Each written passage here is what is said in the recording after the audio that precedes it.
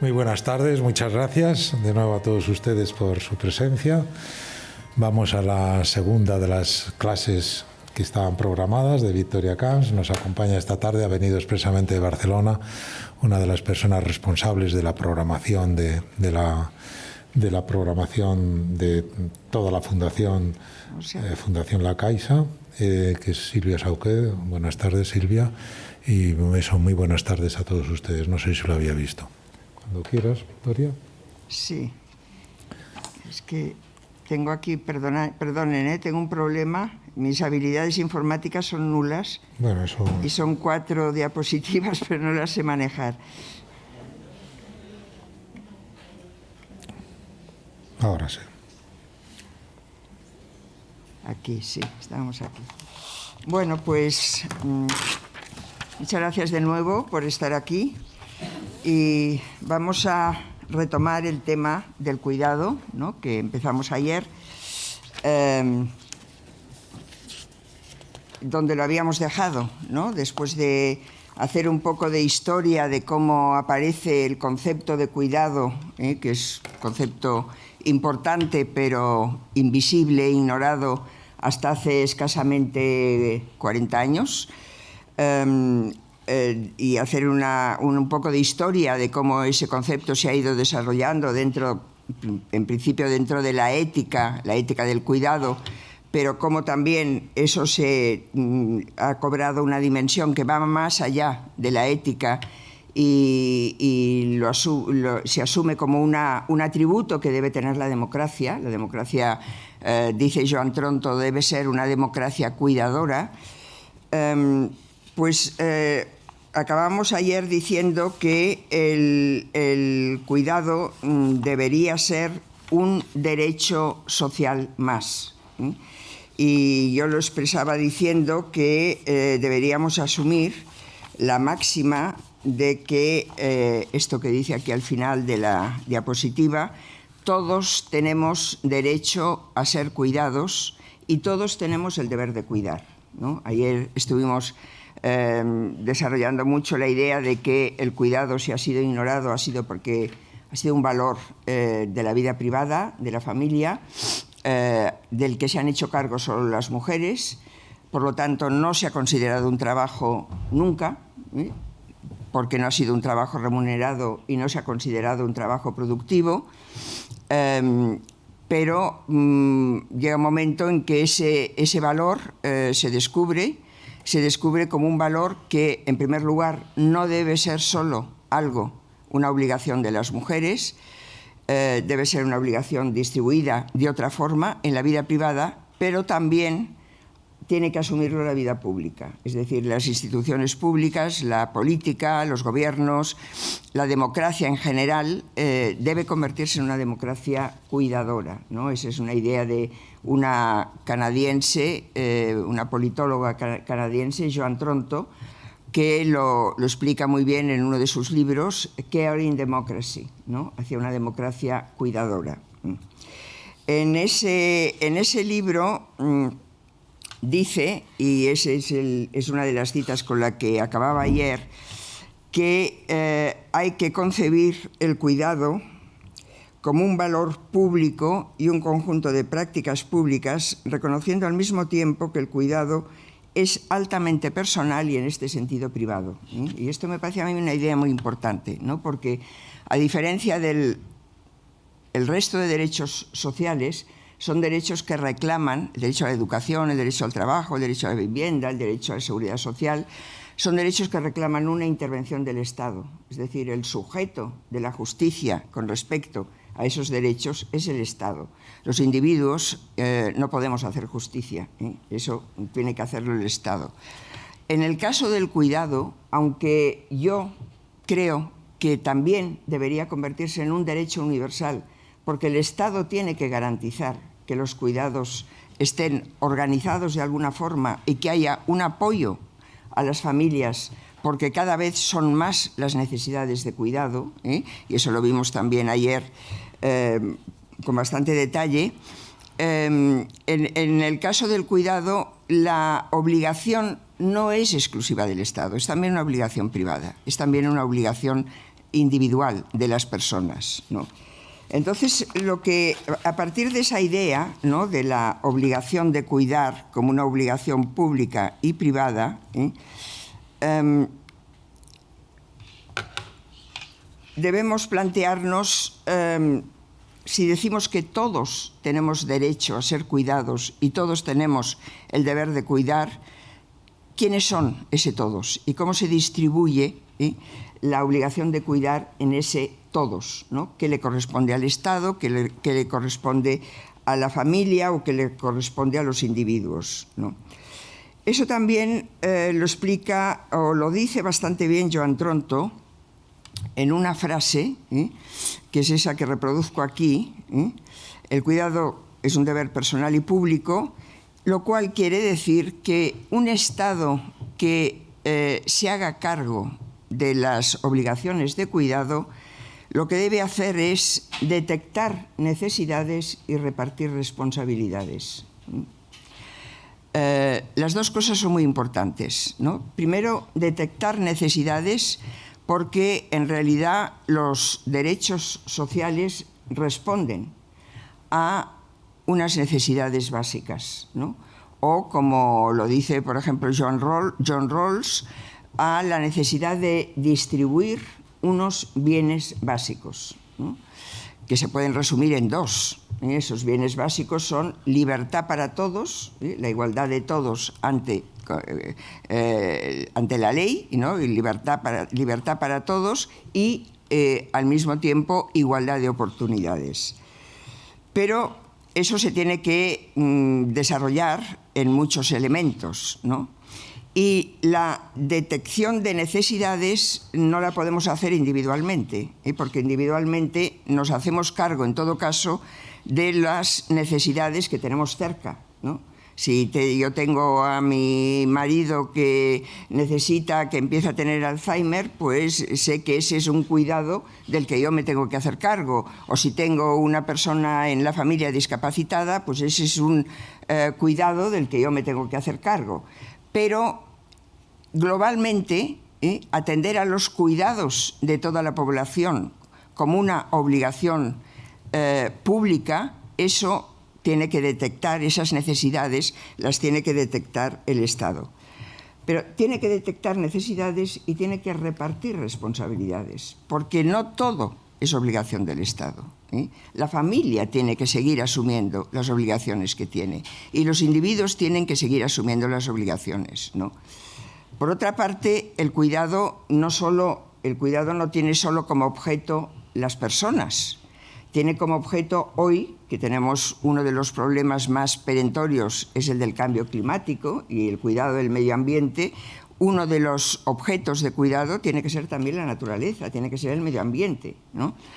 Atender a esas necesidades es algo que, por supuesto, es una obligación que debe proyectarse en políticas públicas, pero que al mismo tiempo obliga a los individuos a vivir de otra manera, ¿no? Y vuelvo a repetir el subtítulo de mi libro, ¿no? El libro es Tiempo de Cuidados, otra forma de estar en el mundo. Concebir el cuidado como una necesidad básica, ¿no?, que se desarrolla en multitud, debe desarrollarse en multitud de políticas, como puede ser la política de conciliación de la vida laboral y la vida familiar, una de ellas, ¿no?, por ejemplo, o una serie de servicios, de prestaciones sociales por las que hay que atender a las personas que no tienen nadie que les atienda. Esas nuevas políticas, esa nueva perspectiva, que parte también, como decíamos ayer, de la concepción del ser humano como interdependiente, y no tanto como un ser autónomo, racional, autosuficiente, que proyecta su vida y sus intereses, y ese es el plan que sigue en la vida, eso significa otra forma de estar en el mundo, ¿no? Significa otra forma de vivir. Y por lo tanto, en ese sentido, tiene que cambiar también a las personas, ¿no? ¿Hay algún ejemplo de que las instituciones públicas no hayan asumido esa responsabilidad? de detectar necesidades y además decir quién debe hacerse cargo de las necesidades. Pues yo creo que un ejemplo de una iniciativa que yo creo que es buena son las llamadas ciudades cuidadoras. Esa es una expresión que ha hecho una cierta fortuna, ¿no? Hay una red de ciudades cuidadoras que son ciudades que asumen la obligación del cuidado de formas distintas, ¿no? Barcelona, por ejemplo, es una de ellas.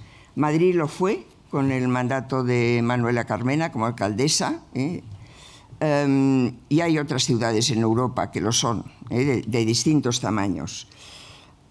Yo lo que conozco más, ¿no? Es una iniciativa de una fundación de Barcelona, que es la Fundación Mémora, que es la fundación que se ocupa de los tanatorios. Bueno, es la fundación que tiene la empresa, que tiene la mayoría de los tanatorios. Esa fundación la cito en mi libro porque un poco fue también la que me impulsó a escribir el libro, ¿no? Yo estoy en el patronato de la fundación. Hace como 3 años empezó a desarrollar un programa de Barcelona Ciudad Cuidadora o Barcelona Ciudad de Cuidados, ¿no?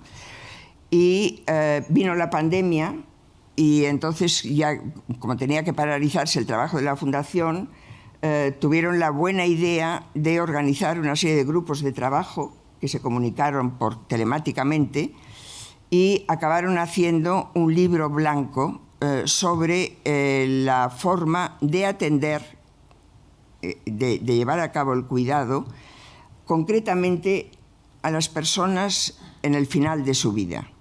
O sea, la Fundación Mémora, ocupada de los tanatorios, ¿no?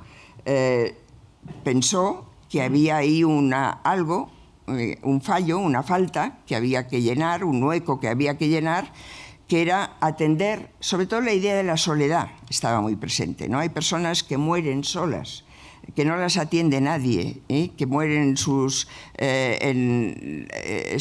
y que al cabo de 15 días o de un mes o a veces de años se descubre que han muerto, ¿no? El tema de la soledad es uno de los grandes temas de las grandes,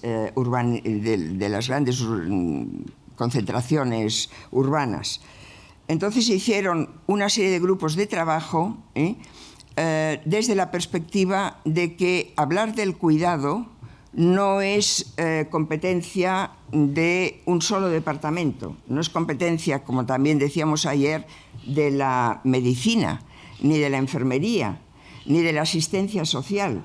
Es también competencia del urbanismo, es competencia de la arquitectura, es competencia de la economía, es competencia de la educación. Es decir, la mayoría de las profesiones que sobre todo desarrollan su trabajo relacionándose con las personas tienen algo que ver con el cuidado, y tienen algo que decir y que aportar a la construcción en este caso, de ciudades más amables, ¿no? Más cálidas, ¿no? Que se hacen cargo de aquellas personas que más lo necesitan, que más necesitan la compañía de los otros, la protección y la ayuda de los otros. Entonces, bueno, ese es un ejemplo, ¿no?, de una iniciativa de asumir el cuidado como una obligación pública y repartir responsabilidades y poner a trabajar a la gente. El resultado de los seminarios, de los webinars que se hicieron desde la Fundación Mémora ha sido un libro blanco de los cuidados al final de la vida, ¿no? Y a partir de aquí pues empezará a implementar, a tomar medidas para llevar a la práctica todas las ideas que se desarrollaron en esa reflexión. Entonces, eso es importante porque las necesidades, y ahora hablaré después de esto, al comparar la justicia con el cuidado, Las necesidades de cuidado son muy variadas, ¿no? Yo he aportado aquí una cita, bueno, una idea de Martha Nussbaum, creo que es su último libro, un libro que escribe con un economista, como una especie de cartas cruzadas, ¿no?, sobre el envejecimiento. El libro se titula Envejecer con sentido. Y dice, las personas mayores, ¿no?, que son de las que hablábamos ahora, ¿no?, en una ciudad cuidadora que se ocupa especialmente de las personas mayores muestran una gran variedad de necesidades que no se corresponden con las necesidades del ciudadano medio. O sea, las ciudades están construidas pensando en el ciudadano medio, que es un ciudadano que trabaja fuera de casa, que coge el metro, que conduce, que puede correr. Entonces, todo está hecho en función, que come fuera de casa, todo está hecho en función de ese tipo de persona.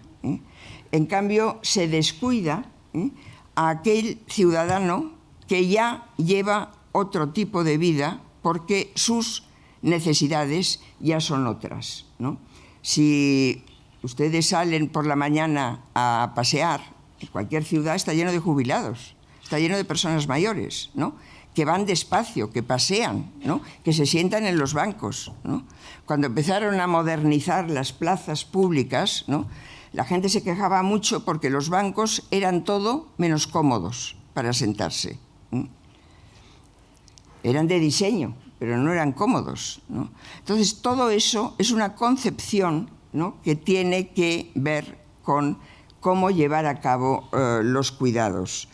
Me recuerda mucho también esta idea a ayer hablábamos de que introducir el cuidado, el valor del cuidado en la vida pública y en el reconocimiento, y darle al cuidado un reconocimiento público, es llevar a cabo algo parecido a aquello que pedían las feministas con aquel eslogan que dice lo personal es político, ¿no?, cuando se dieron cuenta de que los problemas que parecían privados de la vida personal no se resolvían si la política no se hacía cargo de ellos, ¿no? Uno de ellos, quizá el más escandaloso, es la violencia de género, ¿no? Tiene que haber políticas contra la violencia de género, tiene que haber leyes contra la violencia de género, no es una cuestión que se pueda resolver solo en la vida privada, ¿no?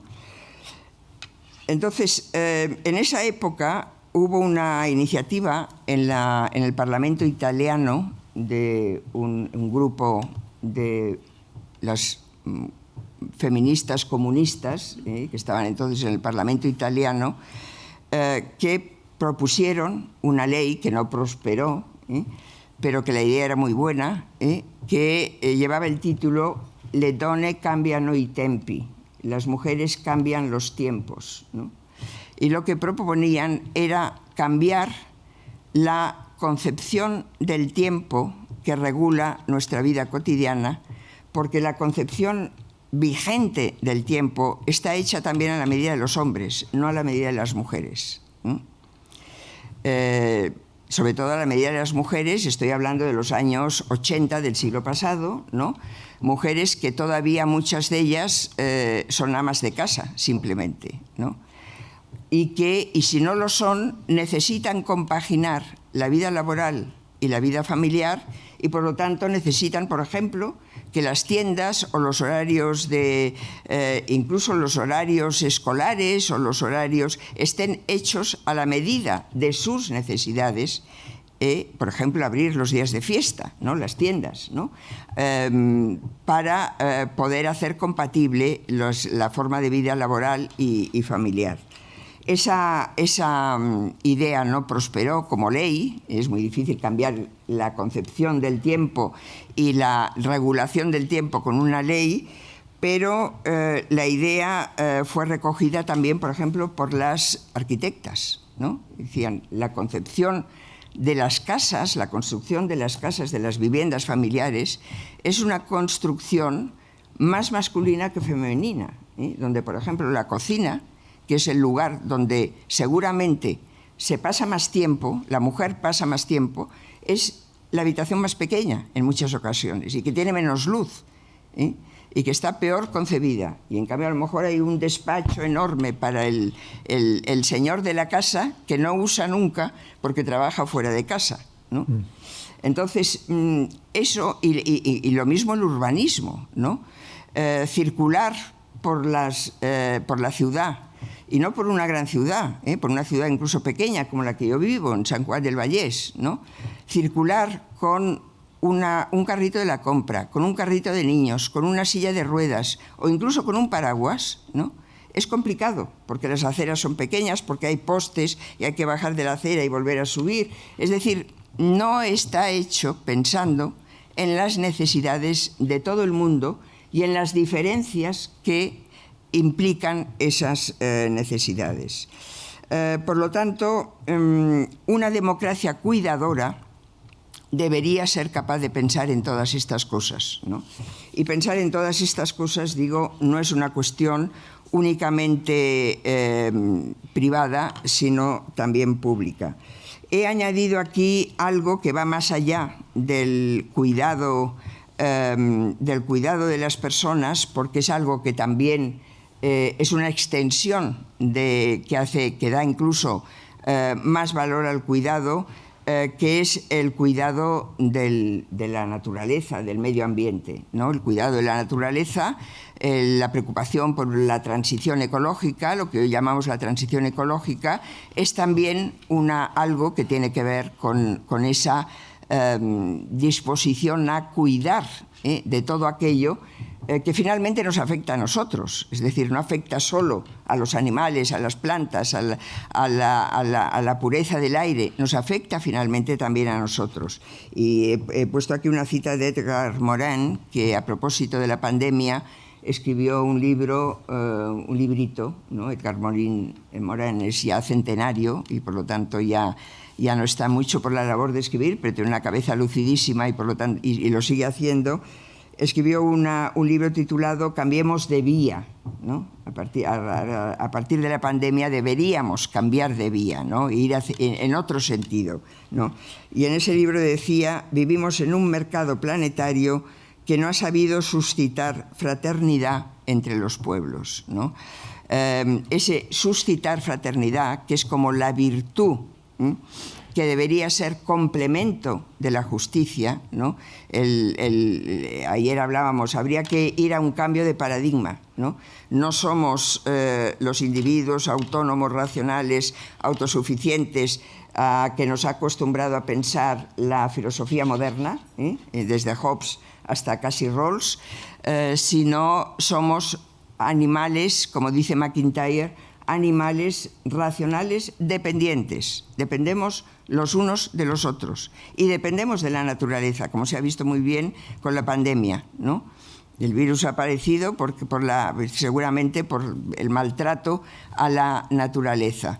Entonces, ese cuidado ha de ser una obligación básica. Entonces, a partir de aquí, me gustaría decir algunas cosas sobre... soy un desastre, porque son 6 diapositivas y no consigo manejarlas bien.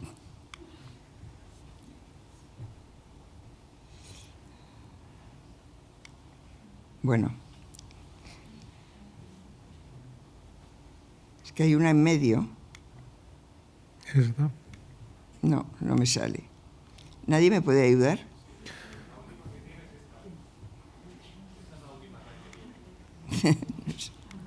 Bueno, es igual, lo dejamos, ¿no? Dejámosla, porque en realidad es un guión. ¿Loreto? ¿Eh? No, Loreto. ¿No? Es igual.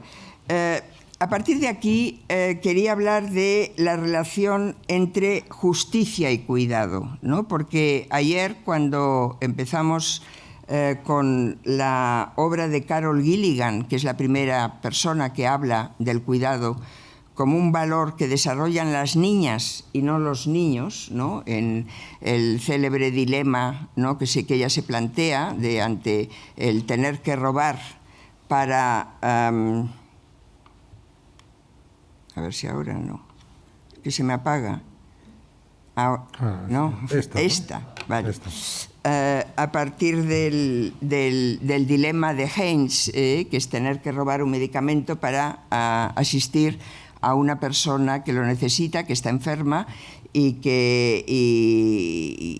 no hay más remedio que robarlo porque no hay dinero, ¿no? Entonces, decíamos, los niños, cuando se les plantea ese dilema, responden muy en abstracto, como si el dilema consistiera en un conflicto de derechos, el derecho de defender la propiedad, por una parte, no se debe robar, y por otra parte, defender la vida de una persona que está enferma. En cambio, las niñas responden argumentando de otra forma, por la cercanía hacia el afecto, la sensibilidad especial hacia la persona que sufre, ¿no? Y la responsabilidad que suscita esa persona que sufre, ¿eh? Entonces ahí está más presente el sentimiento que la razón, ¿no? En el razonamiento masculino está más presente la razón y es un razonamiento más abstracto. El razonamiento femenino es más sentimental, es más emotivo, ¿no? Entonces, eso es lo que aporta el cuidado, y ese ha sido un debate, sobre todo entre las feministas, si era importante, qué papel debía tener el cuidado con respecto a la justicia, ¿no? Porque lo importante es hacer justicia. Y ya decíamos también ayer, las primeras reacciones feministas ante el descubrimiento del cuidado como un valor que habían desarrollado solo las mujeres fue de rechazo, de decir, no nos interesa hablar de ese valor, porque pondrá en peligro la igualdad que buscamos, que es igualarnos al hombre en lo bueno y en lo malo, nos da igual, ¿no? Pero lo importante es la igualdad, ¿no? Eso ha sido un debate, ¿no?, dentro del feminismo, y creo que la conclusión a la que hay que llegar es que el cuidado aporta a la justicia la parte sentimental que la justicia necesita y que no tiene en principio, ¿eh? Porque ha sido siempre, desde Platón, el principio moral fundamental, ¿no? El principio nuclear, ¿eh? En el tiempo de los griegos era una virtud, pero luego, a partir de la modernidad, la justicia ha sido eso, la libertad y la igualdad, los dos grandes valores.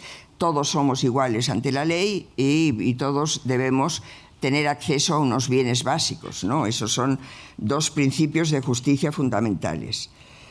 Pero desde el principio, la aplicación de la justicia ha planteado problemas, ¿no? Desde Platón. Platón, en la República, que es la obra más conocida de Platón, la República es una disertación, es un diálogo sobre la ciudad justa. Ahí lo que se discute es cómo debe ser la ciudad justa. Y empieza con una conversación entre algunos sofistas y Sócrates sobre qué es la justicia, en abstracto. Los filósofos, en principio, hablamos en abstracto, ¿no? ¿Qué es la justicia? Y la respuesta más inmediata es: justicia es dar a cada uno lo que es suyo, es darle a cada uno lo suyo. Pero sale Sócrates y dice, bueno, esto no sé si siempre tiene que ser así. Si un asesino tiene armas, ¿es justo darle las armas o es más justo quitárselas por el uso que puede hacer de las armas, ¿no? Ahí hay una diferencia, ¿no?, que la definición general de justicia no tiene en cuenta, ¿no? O podemos coger otra definición de justicia posterior, ¿no?, la marxista, a cada cual según sus necesidades. Pero, ¿cuáles son las necesidades? ¿Y cómo se miden? ¿En función de qué? Todas esas diferencias no están en la concepción, en el principio de justicia. Kant, por ejemplo, es un filósofo totalmente racionalista, ¿no? Hasta el punto de que su forma de entender la ética consiste en averiguar, intentar desentrañar aquellos principios, aquellos criterios, aquellos les llama imperativos categóricos, ¿no?, que derivan de la razón pura, ¿sí?, que son ciertos porque son, por pura lógica, deben ser así, ¿sí? Por ejemplo, uno de ellos es tratar al otro como un igual, ¿sí?, no como un medio, dice él, sino como un fin en sí mismo, ¿sí?, tratarlo como alguien que es una persona igual que yo. Por lo tanto, no manipularlo, no utilizarlo para mis propios intereses o para mis propios fines. Ese es un principio que podemos decir va a misa, ¿no? Por pura lógica, si partimos de que todos somos iguales, como personas, ¿no?, eso debe ser un criterio fundamental de la moral, ¿no? Un ejemplo de ese criterio es la obligación de decir la verdad, de no mentir, ¿no? Es uno de los ejemplos que pone Kant de sus imperativos, de sus fórmulas de imperativo categórico. No se debe mentir nunca, porque mentir es engañar al otro, y engañar al otro es manipularlo, es utilizarlo como un medio para mis intereses, ¿sí? Piensen en Trump y en todo lo que ha ocurrido con las fake news, ¿no? Es decir, ¿qué son las fake news? Pues unas invenciones de un personaje que se hace propaganda a sí mismo y que se inventa la realidad, ¿no? Y que manipula a todo el mundo, porque se está inventando la realidad. Y tiene poder, además, para hablar y para manipular. Entonces, el mismo Kant se plantea una cuestión y dice, pero ¿no debería mentir una persona que esconde a alguien que es perseguido por la justicia y que es inocente, y que lo está escondiendo en su casa y sabe que es inocente? Si vienen a buscarlo, ¿no debería decir que no lo tiene, que no está en su casa, y decir una mentira? Y según la lógica de su teoría, tiene que decir que no debería mentir nunca, ¿no? Y sin embargo, lo justo en ese caso es mentir, ¿no? Entonces, bueno, eso es una paradoja con la que Kant se encuentra, ¿no? Y que se plantea en una frase que yo he repetido muchas veces porque me gusta mucho, ¿no? Porque a mí lo que más me gusta de la filosofía son las dudas que no se resuelven, ¿no? Las que se acaban siendo unas dudas, paradojas que no se acaban de resolver nunca. Es una interrogante de la fundamentación de la metafísica de las costumbres, que es una de las obras más importantes de Kant. ¿Cómo es posible, dice, que la razón pura sea práctica? Es decir, ¿cómo es posible que aquello que desde el punto de vista de la razón se ve tan claro y cuadra tan bien, ¿no? Porque todo cuadra, desde el punto de vista racional, si lo decimos desde la perspectiva solo de las definiciones, no se debe mentir. Mentir es engañar, mentir es utilizar al otro. Pero, sin embargo, en la práctica hay muchas diferencias, hay mucha diversidad de situaciones. Y resulta que en algunas ocasiones es mejor mentir que no mentir, ¿no? Por lo tanto, parece que nos quedamos sin criterios de moralidad desde el punto de vista de la razón, ¿eh?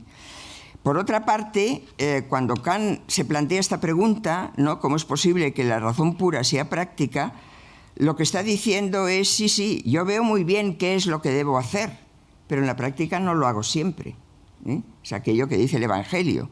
No hago el bien que quiero, que dice San Pablo. No hago el bien que quiero, sino el mal que aborrezco, ¿eh? Aristóteles hablaba en ese sentido de la debilidad de la voluntad, ¿eh? La voluntad es débil y el ser humano está escindido, ¿no? Y no siempre ve el bien, pero no lo hace, porque le apetece más hacer el mal, ¿eh? Entonces, esa escisión, la razón pura no la contempla, ¿eh? ¿Por qué? Porque no incluye los sentimientos, que son los que a veces escinden al ser humano, ¿eh? Pero no siempre escinden al ser humano en el sentido de que son pasiones que hay que superar, sino que los sentimientos a veces también son lo que motiva para actuar moralmente. Y esto el que lo dice muy bien es Hume. Hume, en sus textos sobre moral, dice que la razón no mueve al mundo. Lo que mueve al mundo es el sentimiento.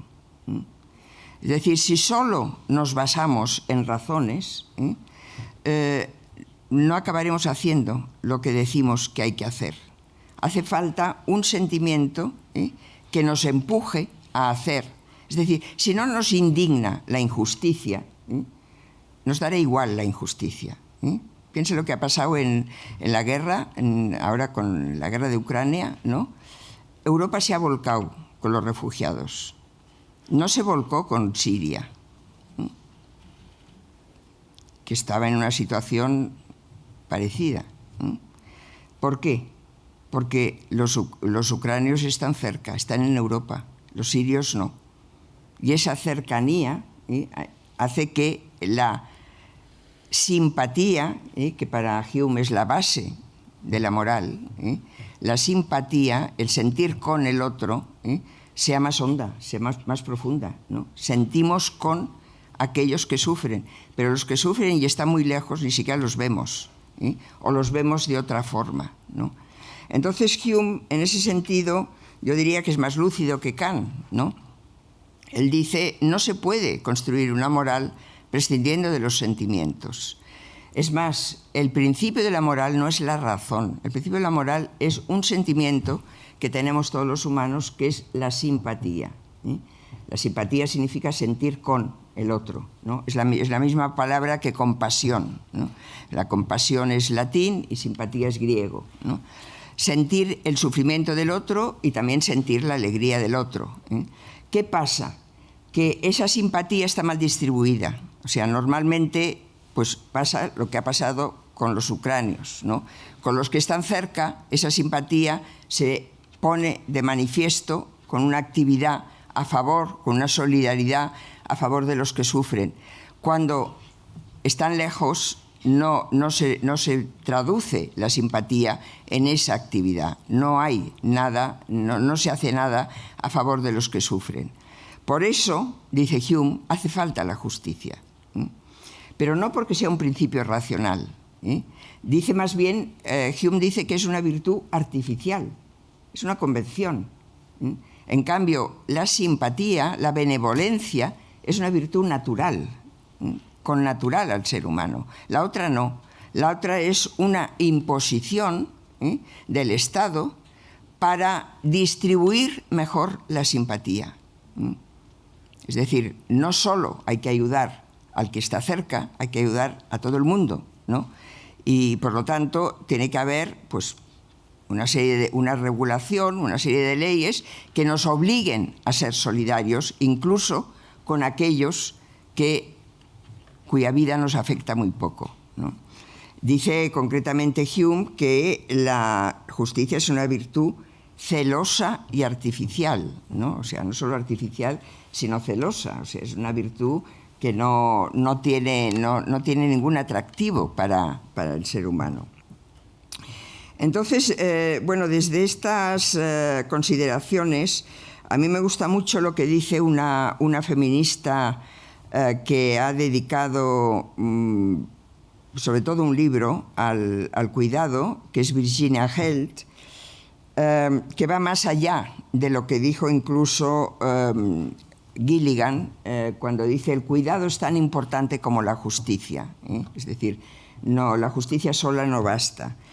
Ella dice, sin un mínimo de dedicación cuidadosa, care concern, es decir, de estar concernidos por el otro, de dedicación cuidadosa hacia los otros humanos, la moralidad deja de existir. Es decir, si no hay esa disposición a hacerse cargo del que sufre, del que necesita protección, es difícil incluso que la justicia exista, ¿no? Porque es que ni siquiera seremos capaces de exigirle al Estado, que es el que puede hacer más justicia, que la haga, porque nos dará igual, ¿no? Mientras nosotros estemos bien, nos dará igual, ¿no?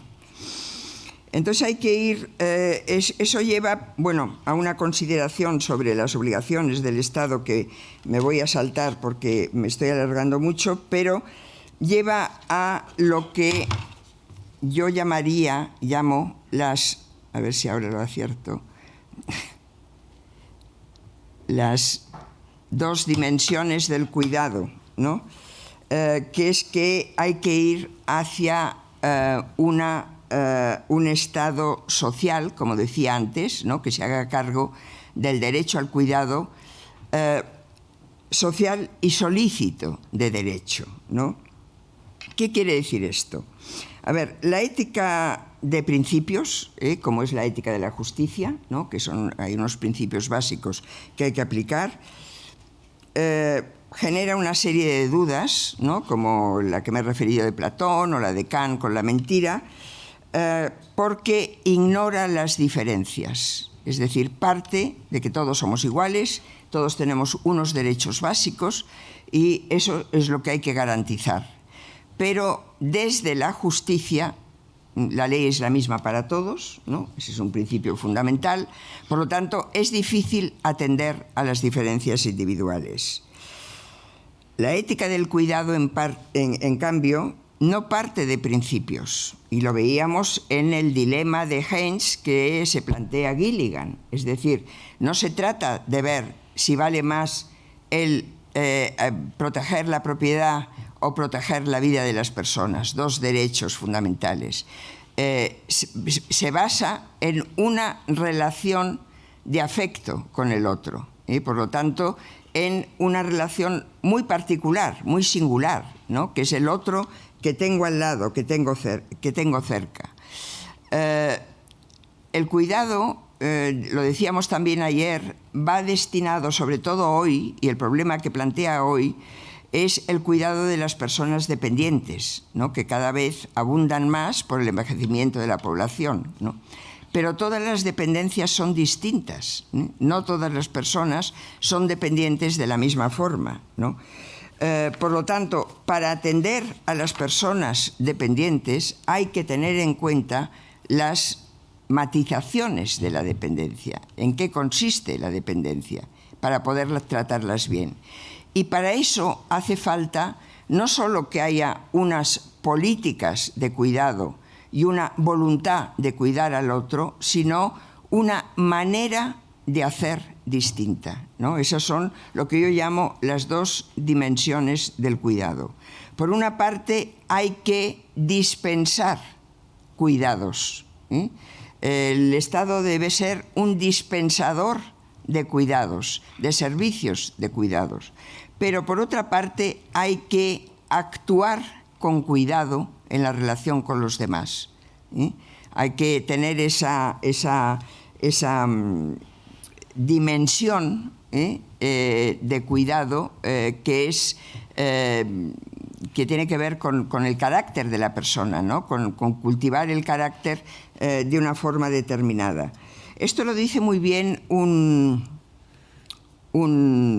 jurista que es Antonio Pau, que es consejero de Estado, también es el presidente de la Comisión de Codificación, que además de ser jurista es un germanista, es un hombre muy culto, ha traducido a los poetas alemanes. A Rilke y que el tema del cuidado, recuerdo el Consejo de Estado cuando estábamos trabajando en la corrección de la denominación de minusválido, el cambio de minusválidos por discapacitados en la Constitución, ¿no? El tema del cuidado lo ha estudiado un poco, ¿no? Y en un artículo titulado que tituló El principio de igualdad y el principio del cuidado, dice una cosa interesante, ¿no? Dice, hay que ir más allá del Estado de Derecho, ¿eh?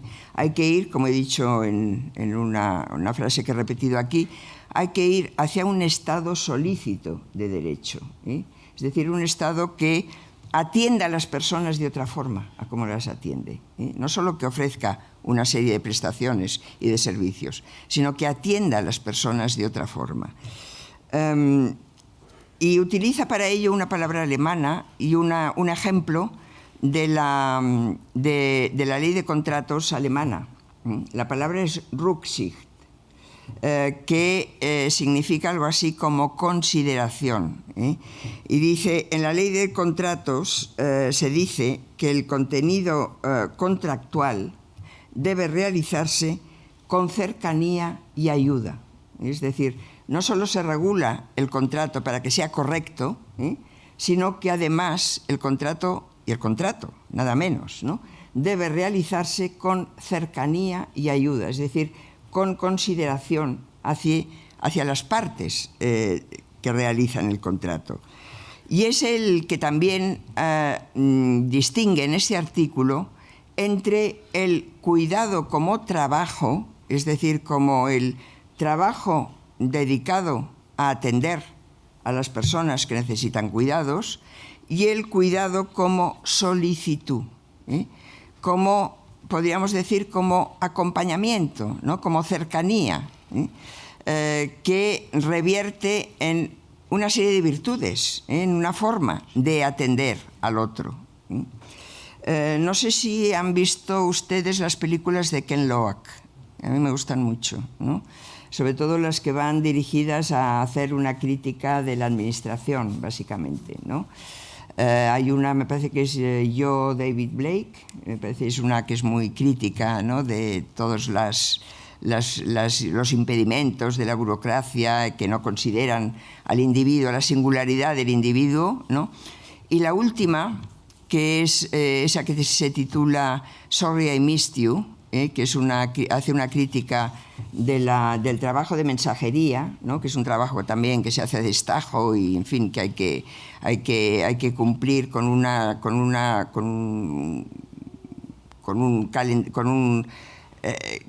en fin, que hay que trabajar, que no hay tiempo de hacer nada, ni de comer, ni de atender a ninguna necesidad más que el trabajo. En esa película hay un personaje femenino, una mujer, que es trabajadora social y que atiende, es trabajadora pública, digamos, hace un servicio de la administración, y atiende a personas que necesitan que se las asee, que se les dé de comer, que se les arregle la habitación y, en fin, los servicios más básicos. Y esa persona tiene también tan pautado su tiempo que solo tiene tiempo para hacer las 4 cosas que tiene que hacer y nada más. Cuando lo que la persona atendida quisiera es que se quedara con ella un rato a hablar, o a ver la tele juntas, o a jugar a las cartas. Es decir, no le importa que le dé de comer. Incluso hay una que le tira el plato por la cabeza y dice, no es la comida lo que quiero, es otra cosa, es compañía, es estar conmigo, ¿no? Entonces, eso es la solicitud, No es solo el cuidado como una serie de trabajos, es el cuidado como solicitud, como acompañamiento, ¿no? Otro ejemplo de esto, esto se ha utilizado mucho, por ejemplo, en bioética, es la actitud del criado en la obra de Tolstoy, La muerte de Iván Ilich. La muerte de Iván Ilich es la muerte de un personaje, un juez, me parece que es, ¿no? Que se cae un día y a raíz de esa caída se pone muy mal y se muere, ¿no? Y mientras está en el lecho de muerte moribundo, va mucha gente a verle, pero es gente que va por cumplimiento, por quedar bien, ¿no? Y él se da cuenta, ¿no? Y se da cuenta de que el único que realmente le cuida es su criado. ¿Y su criado qué hace? Su criado está allí con él, nada más, ¿no? Y cuando lo necesita, se le ofrece para poner las piernas encima de los hombros, porque eso le descansa de la posición. Pero no hace nada más, no habla con él, no hace nada más, simplemente está allí al lado de su amo, ¿no? Ese es un ejemplo que se pone muchas veces en bioética para explicar lo que significa cuidar. Cuidar no significa solo atender en el sentido de dar una serie de servicios que la persona no puede hacer, sino significa estar con la persona de una forma determinada. Y esa es una obligación que debería asumir la Administración también, ¿no? La Administración pública, y que deberían asumir, por ejemplo, las empresas también, ¿no? Porque, a ver, hay un eslogan que hoy se utiliza mucho, ¿eh? Por parte de las empresas, por parte de la política, por parte de los medios de comunicación, incluso por la educación, ¿no? Que es la atención centrada en las personas, ¿no? Todo el mundo dice que lo que hace es atender a las personas, ¿no? Bueno, hace poco un jubilado se cabreó y con una frase que dijo: soy tonto pero no estúpido, ¿no? Soy viejo pero no estúpido, ¿no? Hizo un manifiesto, consiguió cantidad de firmas y ha conseguido que los bancos cambien el horario, ¿no? De apertura, porque cerraban a las 11 la caja, ¿no? O sea, protestó contra unos bancos que parece que han cambiado porque han hecho unas oficinas con unas mesitas, ¿no? Que parece todo muy agradable y muy cálido y muy atractivo para las personas, pero luego vas allí y no te atiende nadie porque a las 11 cierran, porque te dicen que vayas al cajero porque todo se puede hacer a través del cajero automático, y eso no es atención centrada en las personas. Por no decir, si llamas a una de esas grandes empresas de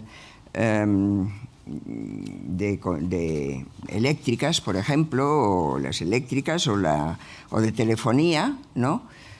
Pues te sale una máquina que en principio no te deja preguntar lo que quieres preguntar, ¿no? Pregunta a ella, ¿no? Si necesita una factura, pulse 1. Si quiere saber nuestras ofertas, pulse 2. Si quiere no sé qué, pulse 3, ¿no? Y cuando ve que no necesitas nada de eso, te dice: espere un momento que le atenderá una operadora. Y entonces aparece otra máquina que te dice: lo sentimos mucho, nuestros servicios están ocupados, llame en otro momento, ¿no? Entonces, eso es atender a las personas, ¿no? Eso no es atender a las personas. Y eso también forma parte del cuidado, ¿no? El cuidado también tiene que ver con esa dimensión, ¿no? De una atención más cercana de verdad, ¿no? La Administración, yo estoy ahora en el Consejo de Estado y además me sorprendió favorablemente que en algunos en los dictámenes del Consejo de Estado que dictaminan sobre cuestiones de responsabilidad patrimonial, es decir, personas que piden una indemnización porque consideran que la Administración, lo digo con un lenguaje muy simple, las ha tratado mal o no ha cumplido con lo que debía cumplir, ¿no? Por ejemplo, en el sistema sanitario, pues algunas veces la Administración, cuando atiende y considera que la indemnización es legítima y hay que pagarla, utiliza una frase donde dice: en este caso, más o menos, la Administración no ha cumplido con sus obligaciones de diligencia, cuidado y buen orden. O sea, utiliza la palabra cuidado. Es decir, no ha actuado con diligencia. Muchas de las quejas son por dilaciones indebidas, es decir, porque los expedientes se eternizan y años y no se contesta al que reclama, pero también cuidado, ¿no? Diligencia y cuidado, ¿no?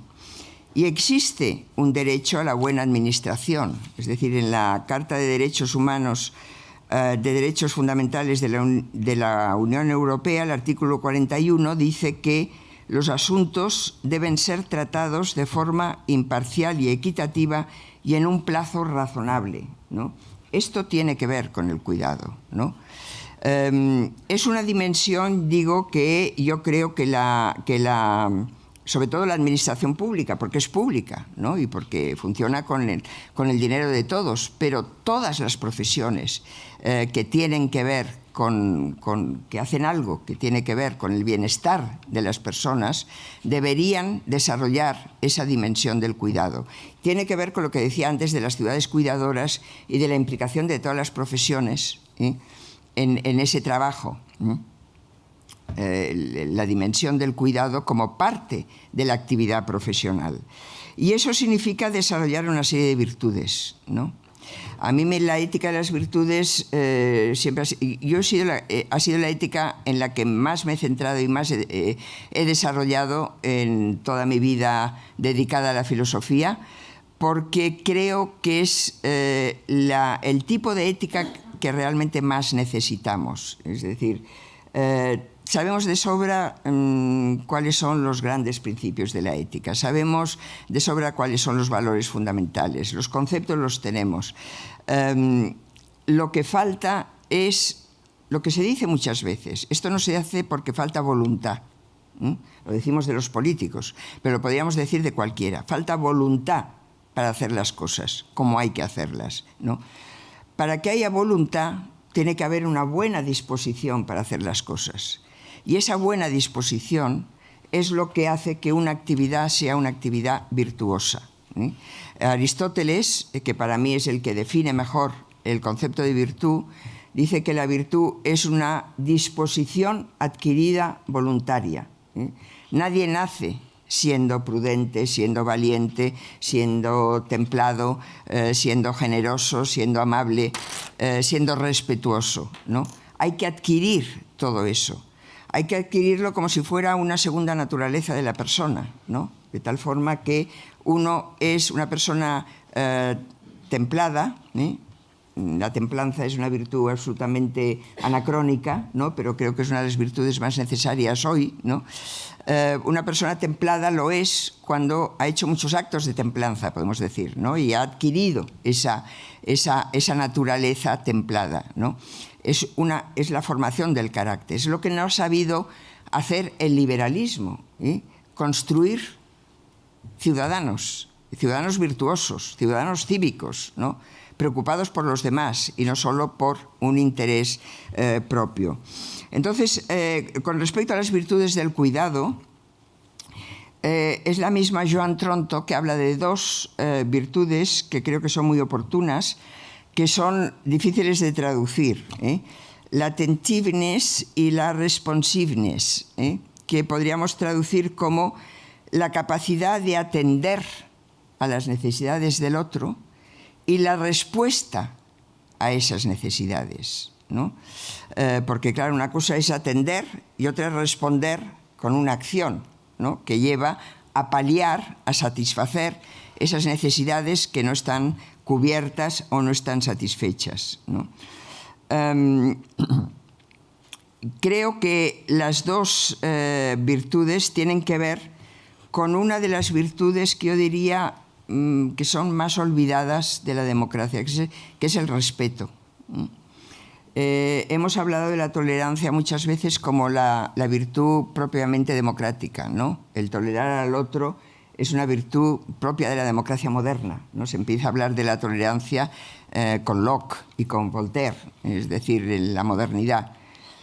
Pero la tolerancia es una virtud muy mínima, ¿no? Toleramos al que incomoda, al que no nos gusta, eso es tolerar, ¿no?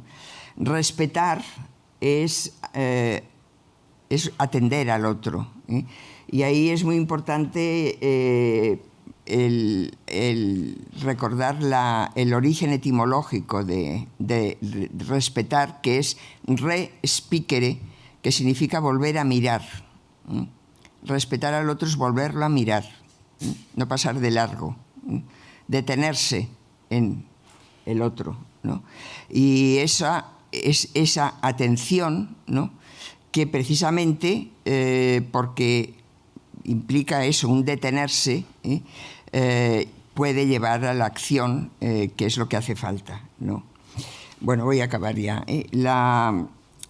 Quiero acabar con una cita, de Iris Murdoch y luego, si me lo permiten, con una cita mía.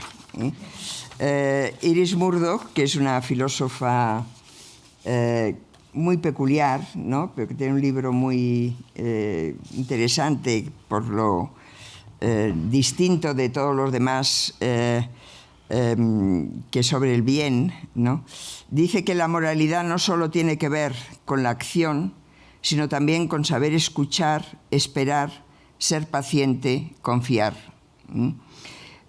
Tiene que ver con la acción, la moralidad, porque últimamente lo que acabo de decir es que no hay que atender solo al otro, sino responder al otro. Pero tiene que ver también con esa actitud previa, ¿no? Que es saber escuchar, esperar, ser paciente, confiar, ¿no?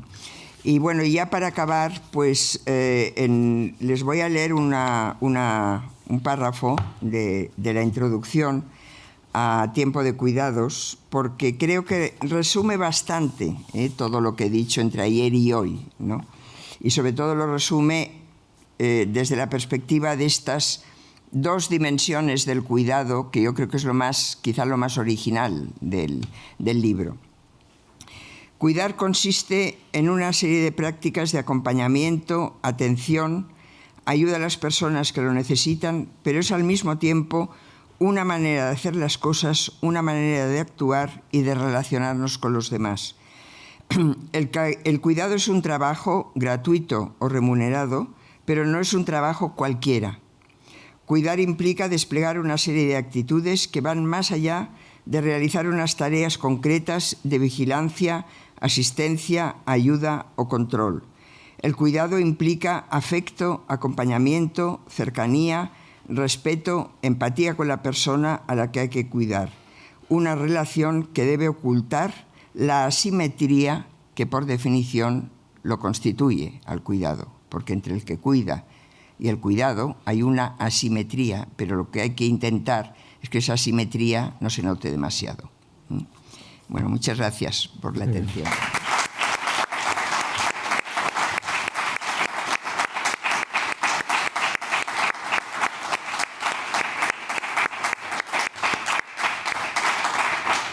Qué bien. Pues nada, tenemos todavía hasta el compromiso de no terminar más tarde de las 8:30. Tenemos un margen todavía. Estoy seguro que bastantes de ustedes quieren intervenir. Por favor, sean breves y así nos damos más tiempo. Muchas gracias. Yo quería introducir un tema, o sea, un aspecto, porque ha puesto el punto entre las obligaciones estatales, las administraciones públicas y la familia. Pero yo creo que en el aspecto de cuidados hay una tercera dimensión, que es el trabajo voluntario. ¿El trabajo? Voluntario. El voluntariado. Yo creo que en ese aspecto de acompañar, porque intentar que una persona profesional, además de atender, de cocinar o de limpiar, sea amable, sea cariñosa, sea acompañada, se puede pedir, pero es difícil de exigir. Pero yo creo que ahí también hay un tiempo, hay un espacio y hay una posibilidad de un trabajo voluntario de una gente que quiere dedicar parte de su tiempo para rellenar esa compañía. O sea, esa parte que no es ni la familia y que no es tampoco pública. Sí, tiene toda la razón. Toda la razón, porque sí que es verdad que el trabajo de voluntario yo no le he dedicado nada en el libro y sin embargo es otro elemento, ¿no?, muy importante que hay que tener en cuenta. Lo que yo no diría es que el voluntariado, del voluntariado se pueden esperar una forma de actuar que no se puede esperar de los profesionales. Es que a los profesionales hay que exigirles también esa forma de actuar. Es que eso debería formar parte de la formación también de los profesionales, ¿no? Y no solo de los profesionales cuidadores, de la profesión de cuidar o de los que trabajan en geriátricos, sino de los profesionales en general. Es decir, ayer hablábamos de la escuela, ¿no?, y de que la función de cuidar de la escuela es una función que la escuela no suele asumir porque piensa que está para enseñar y no para cuidar, pero que también debería asumir, ¿no? E incluso una persona esto dijo, no, es que los niños no son todos iguales, ¿no? A los niños hay que tratarlos cada uno como lo que es y tal. Pero en todas las profesiones, ¿no? Y no digamos ya todas aquellas que tienen como la administración, ¿no?, que tiene una relación con el cliente, ¿no?, el usuario, se dice hoy, ¿no?, que no es el usuario, es el ciudadano, ¿no? al ciudadano hay que tratarle bien, ¿no? No hay que tratarle de cualquier manera, ¿no? No hay que atormentarle, sino que se dice que es un servicio público, es un servidor público el funcionario, ¿no? Pues no actúe como funcionario en el sentido peyorativo, actúe como servidor público. Y esto tiene que formar parte también de la formación, ¿no? Por eso pienso yo que en la formación, sea del médico, sea del juez, sea del funcionario, sea del arquitecto, sea de... La ética de las virtudes es la más adecuada, ¿no? Porque es la que va dirigida a formar el carácter de las personas. Y decir, bueno, una persona, aparte de dedicarse a lo que se dedica y de tener sus intereses propios e ir a sus negocios, ¿no? Como ciudadano, ¿qué obligaciones tiene? Eso es lo que yo digo que el liberalismo ha descuidado, ¿no? No ha sabido hacer.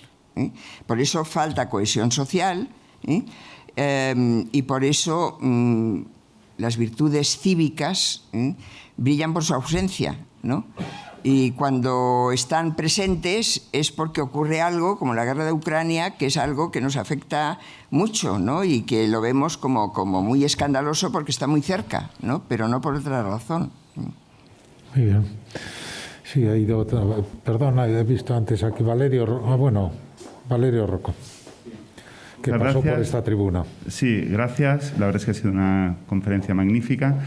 Y efectivamente ha mostrado cómo el cuidado ya está en el centro desde el punto de vista académico, filosófico, pues del debate ético, ¿no? Después de la ética de la justicia, la ética de las virtudes, ahora ya no solo en el feminismo, sino en general muchos estamos a favor de la ética del cuidado.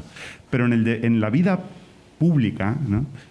Yo no estoy seguro de si realmente ese desideratum que usted decía de sacar el cuidado del ámbito privado para llevarlo a lo público y lo estatal se ha cumplido. Y no tanto porque no haya salido del ámbito privado, sino porque el Estado, cuando ha recibido de algún modo la encomienda de gestionar el sistema de cuidados, muchas veces lo que ha hecho ha sido, de algún modo, pues a su vez, delegarlo, entregarlo, muchas veces, a una serie de asociaciones, empresas, entidades con ánimo de lucro. Y muchas veces se tiene la sensación, especialmente en algunas comunidades autónomas, que la atención a las necesidades de cuidado de la población por parte de los políticos no se deben tanto a un genuino interés por atender esos cuidados, sino más bien por abrir nichos de negocio que puedan de algún modo hacer negocio, y creo que el drama de las residencias con la pandemia ha mostrado ahí muchísimas debilidades, ¿no? Entonces, quería preguntarle si el corolario práctico, por así decirlo, de su conferencia es la denuncia también de la inmoralidad de estas prácticas políticas, ¿no? Totalmente.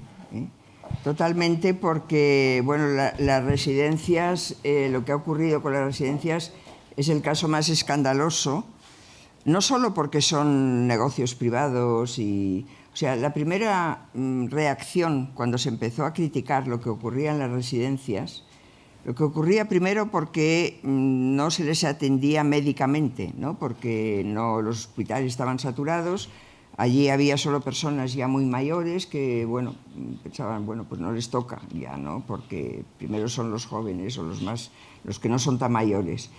Pero también el confinamiento dentro de la residencia, ¿no? Como algo que, atendiendo, es un poco lo que decía, ¿no? A la singularidad de las personas que están en una residencia.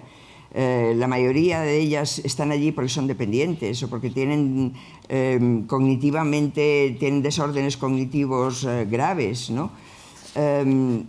Pues el confinamiento era doblemente doloroso para ellas, para esas personas, porque que hubiera sido mejor dejar que se contagiaran, ¿no? que tenerlas en una situación de despiste, de desorientación, de no poder ver a sus familiares. Es decir, esa flexibilidad que no se da, y que no se da tampoco pues en sentencias judiciales, si nos damos cuenta que se aplica la justicia de una forma como casi automática, ¿no?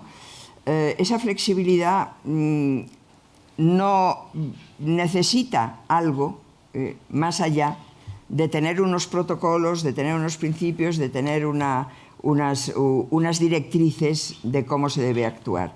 Y esa es la parte que yo digo sentimental, ¿no? Esa parte que también debe formar parte de la ética. Entonces, claro, es verdad, el corolario es decir, bueno, repasemos, revisemos esa forma de atender, por una parte, a las personas mayores. Ayer hablamos bastante del envejecimiento y una de las cosas que yo dije es se ha improvisado todo. Es decir, del envejecimiento se empieza a hablar ahora, ¿no? Pero no se ha hablado como un problema, como una cuestión a la que hay que atender, y no sabemos cómo hay que atenderla. Y las políticas han sido políticas que muchas veces no han ido a las verdaderas necesidades, ¿no? Pero claro, no solo, el tema de las residencias es el más escandaloso, pero políticas de cuidados todavía hay poquísimas. O sea, hay prestaciones sociales, las trabajadoras sociales hacen lo que pueden, pero con muchas carencias. Supongo que el presupuesto que tienen siempre es ínfimo, siempre es el más reducido.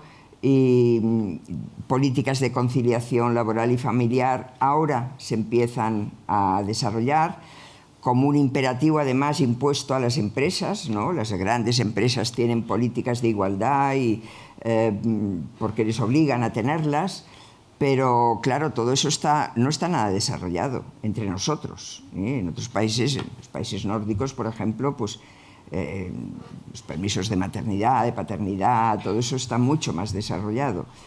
Pero es que además, ayer ponía también el ejemplo de un empresario que al contratar a un empleado, a una empleada, tiene en cuenta el tiempo que ha dedicado, que no ha trabajado por cuidar a su madre, ¿no? Y dice, esto es muy importante, ¿por qué no lo pone en el currículum, ¿no? Esa actitud, ¿no?, de dar al cuidado un valor como trabajo y que nos dice algo de cómo es la persona que se ha dedicado al cuidado, ¿no?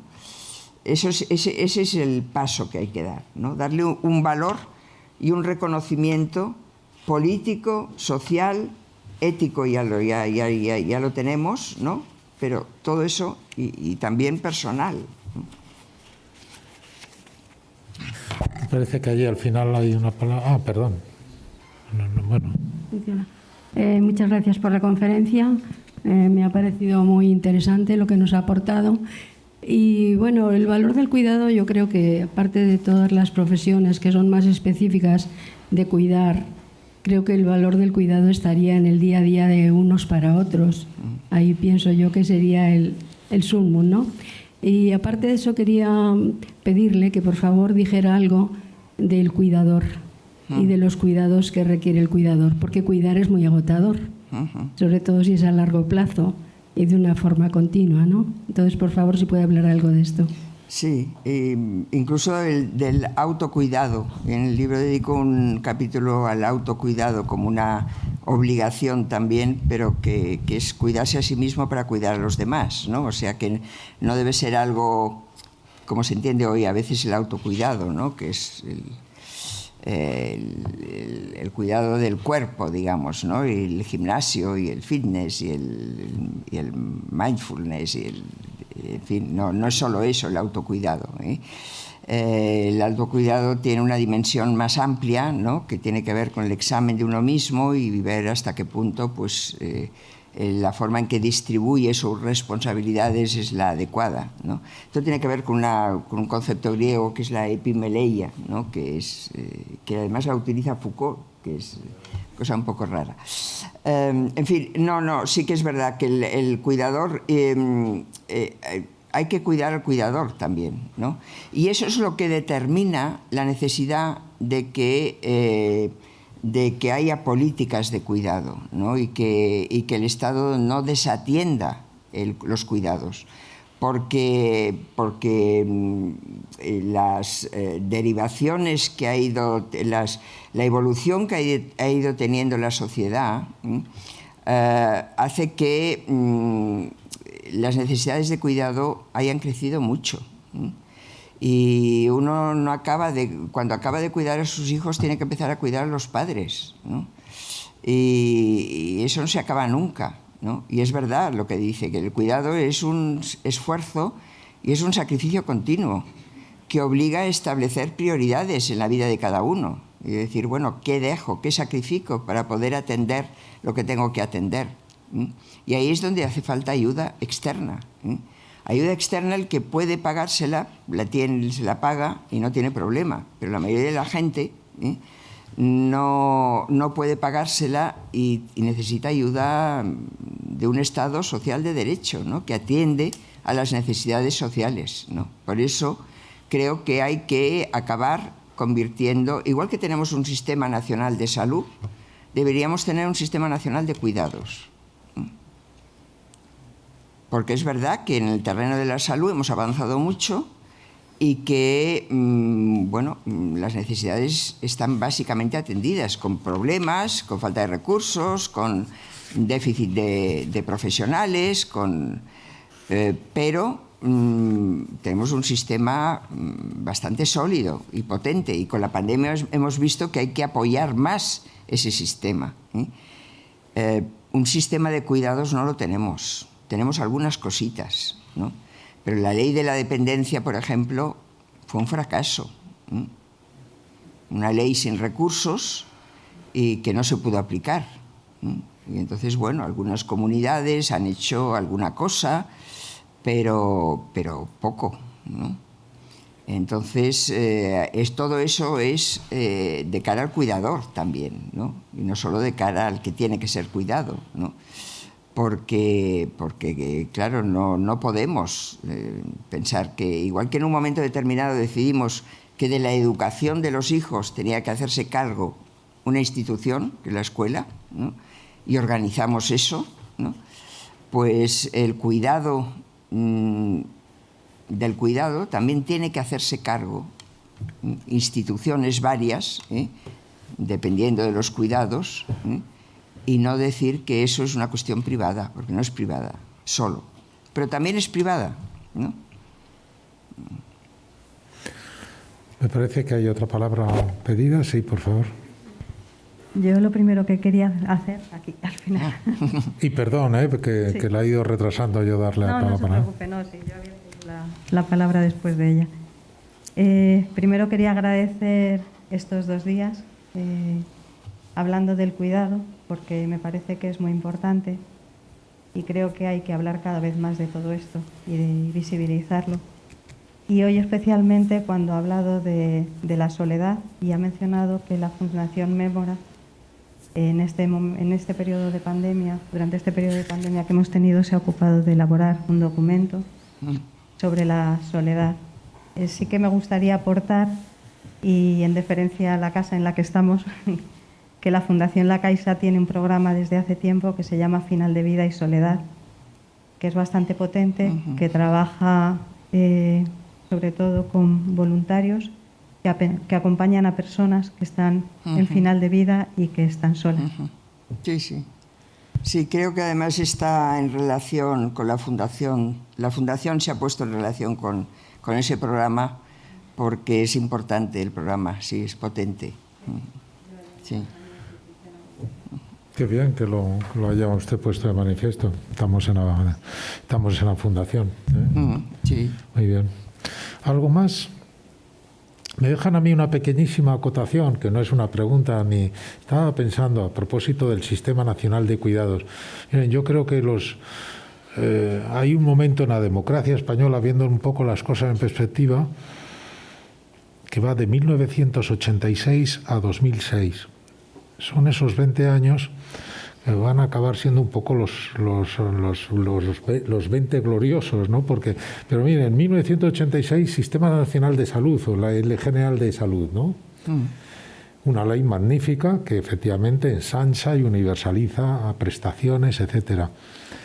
Y en el 2006, Ley General de Dependencia, el Sistema Nacional de Dependencia, que es un fracaso. O sea, de alguna forma es un símbolo después del derrotero de las adversidades que han ido sobreviviendo a la democracia española en gran parte, ¿no? O sea, si comparamos aquellos 20 años, 1986, con el 2006, esto desde luego desde la perspectiva económica sale redonda eso. Con lo que ha venido después del 2006 económicamente el país está estancado, absolutamente estancado. Esto en términos comparados, claro, con nuestros vecinos y con los que nos tenemos que comparar. Y desde otro punto de vista, de calidad institucional, etcétera, etcétera, claro que se han hecho cosas, pero ya no tiene tal vez la democracia española, el vigor y la fuerza que tuvo durante aquellos años para ir completando un tejido institucional, etcétera, ¿no? En fin, perdón, es una pequeña acotación, ¿no? O sea, es que ha sido a propósito de lo que tan rotundamente que yo suscribo nos ha dicho Victoria respecto de la Ley General de Dependencia, una ley fracasada, una ley voluntarista, pero a la que no se le hace la cobertura necesaria presupuestaria y, por tanto, cambia un poco el ciclo económico y la realidad te da de bruces, ¿no? Yo creo que también no solo el ciclo económico, sino el político, quiero decir que también falta el creerse lo que uno hace, ¿no? Y el aportar los medios adecuados, porque finalmente todo depende de una ley de presupuestos que establece prioridades, ¿no? Y si no hay recursos para la dependencia, es porque, bueno, ahí hay un problema sobre el que hay que decir algo, se hace una ley que es lo más fácil y no se aporta nada más. Además con el problema de crear expectativas que no se pueden realizar, no se pueden satisfacer y la frustración correspondiente, ¿no? Bueno, nos toca despedirnos. Ayer yo le repasaba las veces que hemos conseguido, que hemos tenido a nuestra disposición a Victoria en los últimos 15 años y nos salían 4 veces, me parece que esta es la quinta, pues tanto la cadencia son 3 años. Yo lo que les quiero decir, y me parece que interpreto a todos ustedes, yo desde luego por mi parte haré todo lo posible porque no haya que esperar 3 años para tener con nosotros de nuevo a Victoria. Ya mi edad no se puede. Muchas gracias, Victoria.